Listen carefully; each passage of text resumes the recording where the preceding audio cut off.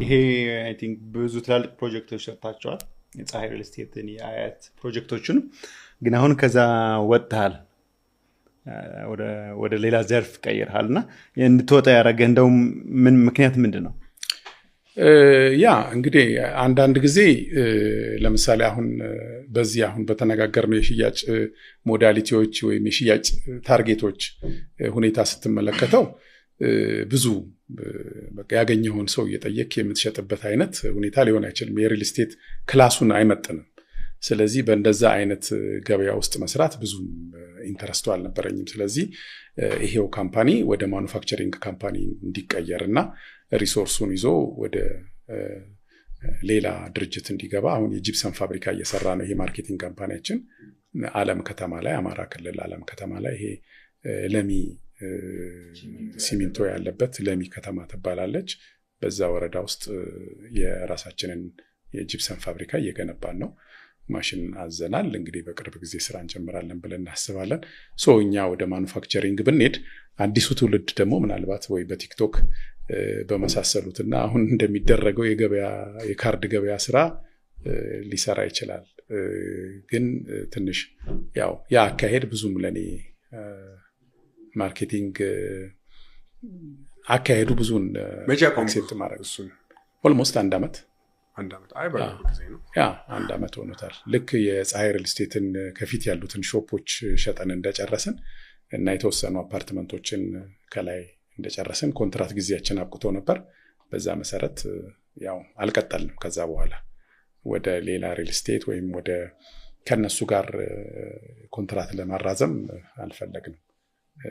ስራው ግን ጥሩና ፕሮፌሽናሊ ከተሰራ ደግሞ ደስ የሚል ነው። ቤዚካሊ ሴልስማኖቹ ወይም የማርኬቲንግ ካምፓኒው ሸጦ ውል ባስገባበት ጊዜ ኮንትራክተሩ ያንን የሚያቀርብ ከሆነ ዩ ሪሜን አስ ኤ ፋሚሊ ከብዙዎቹ ደንበኞች ጋር ቤተሰብ ሆነ ትቆያለህ። አንዳንድ ጊዜ ምን ያጋጥማል? አንተ ትሸጣለህ፣ ድርጅቱም ውል ይገባል።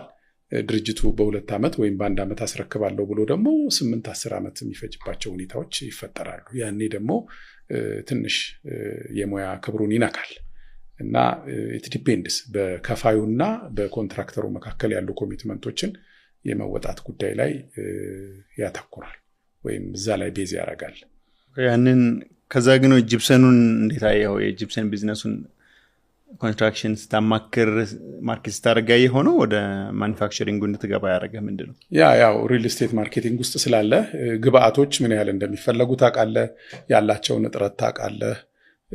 አሁን ደግሞ ኢትዮጵያ እንደ ሀገር የምትገነባቸውን ፕሮጀክቶች ስፋት ትመለከታለህ። እንግዲህ ባለፈውም ጠቅላይ ሚኒስትሩ በ5 ዓመት ውስጥ ወደ 1.5 ሚሊዮን ቤቶችን ገነባለን ብለዋል። ትልቅ የኢኮኖሚ መነቃቃት የሚፈጥርና ትልቅ ሪሶርስ የሚያንቀሳቅስ ፕሮጀክት ነው ወይም ያ እቅድ ነው። ስለዚህ በዛ ውስጥ እኛም የበኩላችንን ሮል እንጫወታለን፣ ግብአት ሰርቭ እናደርጋለን። ያው የሚታወቅ ነገር ነው። የፓምፑ ስራስ እንዴት ገባ ወደዛ? የፓምፕ ስራ ያው እንግዲህ እኛ ሀገር ብዙ ጊዜ ፓምፕ የሚሸጠው ወደ አትክልት ተራ አካባቢ ነው። ታስታውሱ ከሆነ አትክልት ተራ አካባቢ ነው። አትክልት ተራ ሄደህ ፓምፕ ስጠይቅ ባይ ኤንድ ቴክ ነው። ይሰራል አይሰራም፣ ሞክሩልኝ፣ መታችሁ ግጠሙልኝ፣ የሚሰማ የለም እንደዛ አይነት ነገር። ስለዚህ የኢንዱስትሪ ፕሮብሌሙ እንደሆነ አወቀን። በአጋጣሚ ደግሞ ታናሽ ወንድሜም የውሃ ኢንጂነር ነው። ስለዚህ ቴክኒካል ነገሮች እሱ በደንብ ያውቃቸው ስለነበርና ከሱ ጋር አብረን ተነጋግረን ስራውን ጀመርን። አሁን ይሄኛውን ድርጅት በአብዛኛው ቴክኒካል ጉዳዮችን እሱ ነው ማኔጅ የሚያደርጋቸው። እንደ ፕሮጀክቱ ስፋት ኢትዮጵያ ውስጥ እንዳለው የፕሮጀክት ስፋት ፓምፕን በሚገባው መልኩ ስፔሲፊኬሽኑን አውጥቶ ያን በዛ ስፔሲፊኬሽን ለዛ ቢልዲንግ ላይ ገጥሞ ቴስት አድርጎ የሚያስረክብ ኢንጂነሪንግ ካምፓኒ ወይም ማርኬቲንግ ካምፓኒ የለም አስመጥቶ ያንን የሚያደርግ። ስለዚህ ገቡ ማርኬቱ ላይ ማለት ትልቅ ችግር ነበር። በተለይ ለቤቶች ልማት በጣም ትልቅ ችግር ነበር። ቤቶች ልማት እንደ መንግስት ድርጅት ገዝቶ አይከፍልም። ገዝቶ ቴስት መደረግና መስራቱን ማረጋገጥ አለበት። እነሱም የመንግስት ግዴታ አለባቸው እዛ ያሉ። በዚህ ሁኔታ ብዙ የመንግስት የኮንዶሚኒየም ፕሮጀክቶችን እዛ ከብርጭቆ ፋብሪካ ከአራብሳ ቦሌ ቡልቡላ መገናኛ አያት ጸበል ብዙ ትልልቅ አንድ 10-15 ሳይቶች ላይ ገጥመናል እና እንግዲህ ባለፈው ዓመት ራሱ በኮሪደር ልማት ምክንያት ብዙ ተነሺዎች ከፒያሳ የልማት ተነሺዎች ከፒያሳ ከካሳንቺስ ሲነሱ መንግስት የመደበባቸው ቦታዎች አራብሳ ቆየ ፈጬ መሳሰሉት ናቸው። በቀጥታ ትዕዛዝም በጨረታም ኒርሊ ከ200 በላይ ፓምፖች አምና ብቻ ገጥመናል። ከዛ በፊት ሶፋር እስካሁን ለመንግስት ፕሮጀክቶች ከ550 ያላነሱ ፓምፖችን ገጥመናል። ለፕራይቬት ሆቴሎች፣ ለፕራይቬት ቢልዲንጎች የእሳት አደጋ ፓምፖች ሲስተሞች እንደዚህ ገጥመን ቴስት አድርገን አሳይተን ርክክብ እናደርጋለን። በዛ መሰረት ክፍያ ይፈጸማል ማለት ነው። ይህንን የሚያደርግ የመጀመሪያው ካምፓኒ አፍሪ ኢንቨስትመንት ነበረ። ስለዚህ ያው ገበያውን በሰፊው ቀድሞ ይዞ ገብቶ በዛ መሰረት እየሰራ ነው። ፕላስ ደግሞ ብዙ ጊዜ ፓምፕ ሲጠየቅ ስታንድ ባይ እና ሪዘርቭ ፓምፕ ነው የኢትዮጵያ የኮንስትራክሽን ኮድ የሚያዘው። ስለዚህ ስታንድ ባይ እና ሪዘርቭ ፓምፖቹን አንድ ላይ ኢንስቶል አድርጎ እነሱን ቴስት አድርጎ የማስረከብ ሁኔታ ላይ በፊት ውሱንነት ነበረ፣ ድካም ነበረ እና ያንን ፕሮብሌም ነው ሶልቭ ያደረግነው።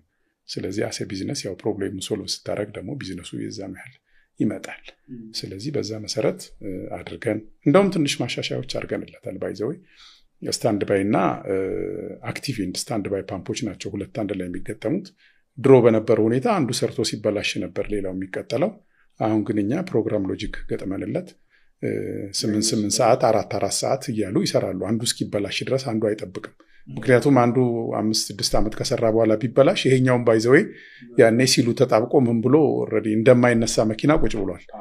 ስለዚህ በራሱ ይበላሻል ባይሰራ፣ ቅዝቃዜውም ሊሆን ይችላል እንዲህ አይነት ነገርና አሁን ግን ተራ በተራ እያፈራረቀ የሚያሰራ ፕሮግራም ሎጂክ ኢንስቶል አድርገንለት በዛ መሰረት እየገጠምን ቴስት እያደረግን እያሳየን እናስረክባለን። የጀርመኑን KSB ፓምፕ ነው ሪፕሬዘንት የምናደርገው እዚህ። በኳሊቲ ደረጃ ብዙ የሚያሳስብ አይደለም። የጀርመን ፓምፕ ነው። ረጅም ዓመት 130 ዓመት የቆየ ፋብሪካ ነው። ያንን ይዘን እዚህ እየሰራን እንገኛለን። ጥሩ ነው ያለው። ከቢልዲንጎች ውጭ ሌላ ኢንዱስትሪ ላይ እየሰራችሁ ነው? አግሪካልቸር ላይም በጣም ኮመን ነው ፓምፕ ብዬ ነው። እስካሁን እዚህ ላይ ነው ቢልዲንግ ላይ ነው የሰራ ነው። ሌሎች ሰርፌስ ፓምፖች ለኢንዱስትሪዎች እና ለአግሪካልቸሮች እንሸጣለን። ግን የአግሪካልቸር ሰርፌስ ፓምፖች ዲስቻርጃቸው ለምሳሌ ውሃ ከወንዝ ውስጥ የሚያወጣ ከሆነ ኔጌቲቭ ዲስቻርጁ ስንት ነው? አንዳንዱ ወንዝ 5 ሜትር ይሆናል፣ አንዳንዱ 15 ይሆናል፣ አንዳንዱ 20 ይሆናል። ከዛ ደግሞ የሚፈልጉት ደግሞ ዲስቻርጅ ስንት ነው? 5 ሄክታር ነው፣ 20 ሄክታር ነው፣ 50 ሄክታር ነው፣ 500 ሄክታር ነው። ደግሞ በጣም ልዩነት አላቸው። አጠገባቸው ኤሌክትሪክ አለ። ኤሌክትሪክ ከሌለ ደግሞ ዲዝል ነው የሚሆነው።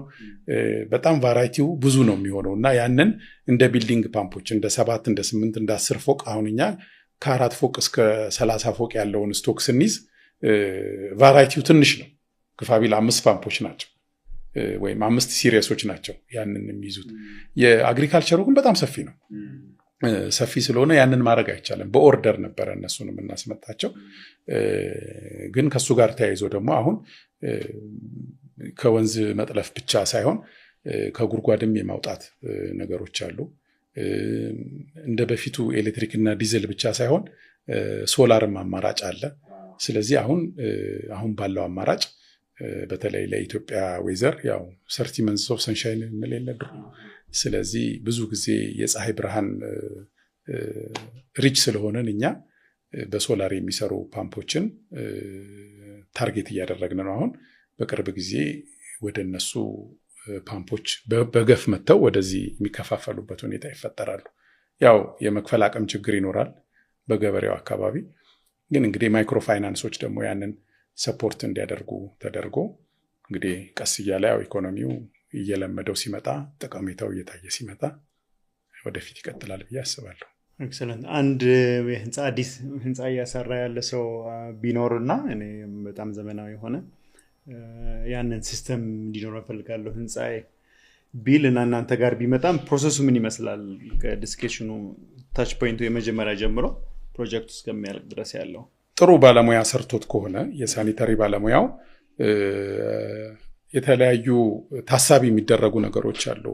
ለምሳሌ እንደዚህ ለኦፊስ የተሰራ ቢልዲንግ ሲሆን፣ ለአፓርትመንት የተሰራ ቢልዲንግ ሲሆን፣ ለሆቴል የተሰራ ቢልዲንግ ሲሆን ወይም ደግሞ ለኢንተርቴንመንት ስፓ፣ ጃኩዚ ምናምን ጂም ያሉበት ሲሆን ፐር ኤሪያ ፐር ሜትር ኪዩብ የሚያስፈልጋቸው ውሃ የተሰላ ነው ወይም ዓለም አቀፍ ግምቶች አሉ። ሆቴል ሲሆን ለምሳሌ 130 አልጋ አለው ስትል ፐሩም የሚወሰድ ግምት አለ። በዛ ግምት መሰረት ያንን ፓምፕ ሊያደርግ የሚችል ፓምፕ ዲዛይን አድርጎ አምጥቶ ከሆነ ቀጥታ የሱን ፓምፕ ፊት የሚያደርግ ስፔሲፊኬሽን ከኛ አዘጋጅተን ለሱ እንሰጣለን ማለት ነው። እሱ ከሌላቸው ግን እኛ ባለሙያ እንልካለን። ባለሙያዎችን ልክና የአገልግሎት የህንፃውን አገልግሎት ምን እንደሆነ ስፓኑ ምን ያህል እንደሆነ አንዳንድ ጊዜ ለምሳሌ አንዱ 4 ፎቅ ይልሃል። 4 ፎቅ ለምሳሌ 94 ካሬ ሜትር ላይ የተሰራ 4 ፎቅ እንደ መኖሪያ ተብሎ የተሰራና ስፓኑ በጣም ትልቅ ሆኖ ሰፊ ሆኖ የተሰራ 4 ፎቅ እኩል ኮንሰምፕሽን አይኖራቸውም እና በፎቅም መለየት አይቻልም። ግን ፓራሜትሮች አሉ ባለሙያዎቹ የሚወስዷቸው። በነዛ ፓራሜትሮች መሰረት ተወስዶ እኛ ራሳችን ሪኮመንድ እናደርገዋለን። ይሄንን ሲሪየስ እንደዚህ ብታረግ የተሻለ ነው፣ ይሄን ያህል ወተር ሪዘርቭ ቢኖርህ የተሻለ ነው፣ ሪኮመንድ የሚደረገውን ሙያው የሚጠይቀውን ማለት ነው። ስለዚህ እሱን አድቫይዝ አድርገን እንሸጣለን። አንዳንድ ጊዜ ያው ሌላ አካባቢ በተለምዶ የሚደረጉ ይሄ እዛ ያደርሳል ምናምን ይባሉና በቂ ሳይሆን ይቀራል። ሁለቴ ይገዛል እስከ 3 ያደርሳል ምናምን። ሁለቴ ሲገዙ አጋጥሞኝ ያውቃል። እኔ አንድ ቢልዲንግ 8 ፎቅ ነው ውድ ነው እናንተ እዛ የሚያደርስ ሌላ ያለ ብለውኛል ብለው ሄደው ገዝተው በቃ አልደርሳቸው አይደርስም። አንዳንዴ ደግሞ ቢደርስም ላይክ ስፓኑ ሰፊ ከሆነ እንደ ግሉኮስ ጠብጠብ የሚል ፓምፕ አያስፈልግም። በጣም ዲስቻርጁ ብዙ መሆን መቻል አለበት። አንዳንዴ ደግሞ ቢልዲንጓ ጠባብ ከሆነችና አነስተኛ ከሆነች ትልቅ ፓወር ያለው ፓምፕ መጠቀም ደግሞ ተገቢ አይደለም። ባይዛዊ ፓምፕ ከአቅሙ በታችም ስትጠቀምበት ፌር አይደለም፣ ከአቅሙ በላይም ስትጠቀምበት ልክ አይደለም። ስለዚህ ኦፕቲማም የሆነ በዛች ከርቭ አለችው፣ በዛች ከርቭ ውስጥ በትክክለኛ ሁኔታ መጠቀም መቻል አለብህ እና ያን ሲያደርጉ የፓምፑ አገልግሎት ለረጅም ጊዜ ላይፍ ታይሙ ይረዝማል ማለት ነው። አንዳንዴ ላይፍ ታይሙ የሚያጥረው ታበረዋለህ፣ ትልቅ ካፓሲቲ ያለው ባንዴ ይተፋዋል፣ ታጠፈዋለህ። አብረተህ በደንብ ኦፕቲማም ረን ሳያደርግ ሞልቶታል፣ ከዛ ታጠፈዋለህ እና ለኢነርጂውም ጥሩ አይደለም።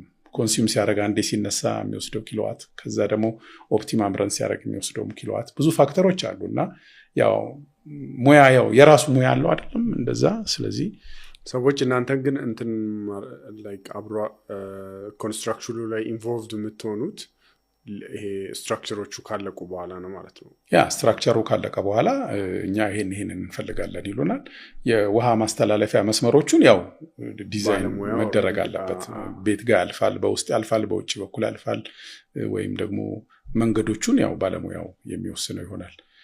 አብዛኛው ስራችሁ የሚመጣው በኮንትራክተሮቹ ነው ወይስ ራሱ ቢልዲንጎቹ ናቸው ብዙ ጊዜ ኮንታክት የሚያደርጓችሁ?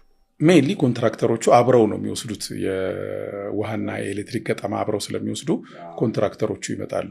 አንዳንዴ ደግሞ ቅድም እንደተነጋገር ነው ኮንትራክተሩ ራሱ ዴቨሎፐሩ ከሆነ ያው ዴቨሎፐሩ ይመጣል ማለት ነው።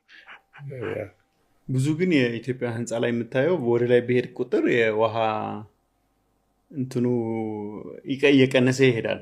ግፊት እየቀነሰ ይሄዳል። በጣም ይንጠባጠባል።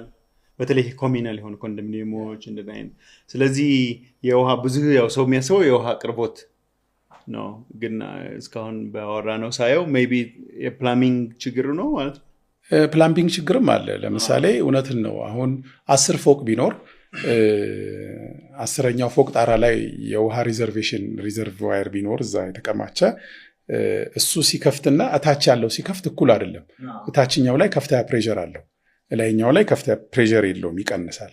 ስለዚህ ፕላምበሮቹ ይሄንን ፕላን ካረጉ የላይኛውን ወደ ቢልዲንግ የሚገባውን የላይኛው ቢልዲንግ ላይ ያለውን 10ኛ ፎቅ ላይ ያለውን ፓይፕ ሰፋ ያደርጉለታል። ስለዚህ በሰፊ ፓይፕ መጥቶ ይገባለታል። ወደ ታች ጠበብ ቢልዲንግ ፕሬሸር ስላለው ደግሞ ዲስቻርጁን ተመሳሳይ ሁኔታ ያገኙታል። አንዳንዴም ደግሞ ላይ ቡስተር ፓምፕ የሚገጠምበት ሁኔታ አለ። ለሁሉም ቡስት እያደረገ ያው ፕሬሸሩን እኩል አድርጎ የሚቀመጥ ፓምፕ ይደረጋል። ግን ያው በሙያ ሶልቭ የሚደረጉ ነገሮች ናቸው። ከሙያ እጥረት የተነሳ ነው። ሌላኛው የአብዛኛው የእናንተ ስራዎች አሁን በዚህ ዲስከሽን አማረ ስናያቸው የፕሮጀክት ስራዎች ናቸው እና የብዙ የኢትዮጵያ ቢዝነስ ላይ የሚነሱ ቻሌንጆች ስለሆኑ ያንተም ቻሌንጅ እና መፍትሄ ያረክበት ካል እንድናየው ነው። ያው ካሽ ኢንተንሲቭ ናቸው። መጀመሪያ ብር የሚጠይቁ ናቸው። መግዛት አለብህ፣ ትጫረታለህ፣ ከዛ ታስገባል። አንዳንድ አድቫንስ ክፍያዎች ሊኖሩ ይችላሉ። ግን አንዳንድ ነገሮች ደግሞ ፕሮጀክቱ ሲያልቅ ሊሆን ይችላል የምታገኘው እና የካሽ ፍሎ እንዴት ነው ማኔጅ የምታደርገው ፕሮጀክት ቤዝድ የሆኑ ስራዎች ላይ ሲሆኑ? ያ እንግዲህ ያው እኛ ሀገር እነኚህ ፓምፕ ስራዎች አይሰሩም፣ ከውጭ ነው የሚመጡት። እንግዲህ ወደፊት እኛም ቦታዎች ካመቻቸን እና ወርክሾፕ ካዘጋጀን ተመሳሳይ ሞተር ኖረው የተለያዩ ዲስቻርጆች የሚኖርባቸውን ፋክተሮች እዚህ ኦዲት እንትን ማድረግ ይቻላል፣ ከስተማይዝ ማድረግ ይቻላል። አሁን ግን ባለው ሁኔታ ሁሉም አልቀው ስለሆነ የሚመጡት የሺፒንግ ታይም አለ። ሰው ካዘዘ በኋላ እንዳይቆይበት ስለሚፈልግ ወይም ደግሞ ለአንድ ሰው ትዕዛዝ ወይ ኮንቴነር አይጫንም ወይ ኤር ፍሬት ማድረግ ደግሞ ኤክስፔንሲቭ ያደርገዋል። ስለዚህ ያው ስቶክ መያዝ የግድ ይላል። በልክ ነው የምትገዛው፣ ስቶክ መያዝ የግድ ይላል እና በዚህ ጊዜ ያው ፋይናንሰር ትሆናለህ፣ ያው ትበደራለህ፣ ከባንክ ብድር ትወስዳለህ። ይህንን በብድር ያመጣውን ዕቃ ደግሞ ስትሸጥ ያው ሴትል እያደረክ ትሄዳለህ ማለት ነው እና በአብዛኛው በፋይናንስ የምንደረገው በባንክ ነው። አድቫንስ ፔመንት ክፍያዎች አት ዘ ታይም ኦፍ ኮንትራት የተወሰኑ ነገሮች ይኖራሉ። አብዛኛው ግን ኢንስቶል አድርገን ስንጨርስ የምንቀበላቸው ናቸው። ሰፊ ፕሮጀክቶች እንደዚህ እንደ ቤቶች ልማት ፕሮጀክቶች ካልሆኑ በስተቀር ትናንሽ ፕሮጀክቶች ወዲያው ነው የሚያልቁት። ገጠማውም ወዲያው ያልቃል፣ ኢንስታሌሽኑም ወዲያው ያልቃል። ብዙ ጊዜ አይፈጅም። መንግስታዊ ፕሮጀክቶች ሲሆኑ ያው ክፍያ መጓተቶች ምናምን ሊኖሩ ይችላሉ። ፕሮጀክቶቹ ሁሉም እስኪያልቁ ድረስ መጠበቅ ሊኖር ይችላል። የርክክብ ሁኔታዎች እስኪያልቁ ድረስ መጠበቅ ሊኖር ይችላል። እሱ ትንሽ የፋይናንሻል ጫና ያደርጋል።